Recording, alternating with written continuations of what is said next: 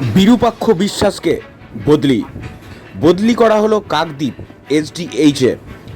গতকালই বর্ধমান মেডিকেল থেকে তাকে রিলিজ করা হয়। গত 11ই আগস্ট তাকে বদলি করে স্বাস্থ্য ভবন। তার পরিপ্রেক্ষিতেই গতকাল তাকে রিলিজ করে বর্ধমান মেডিকেল কলেজ।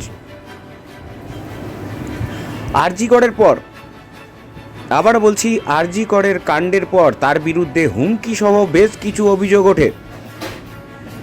সেই অভিযোগের ভিত্তিতেই তাকে বদলি করা হয় বলে জানা গেছে।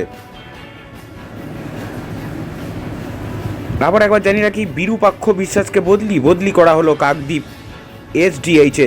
গতকালই বর্ধমান মেডিকেল কলেজ থেকে তাকে রিলিজ করা হয়।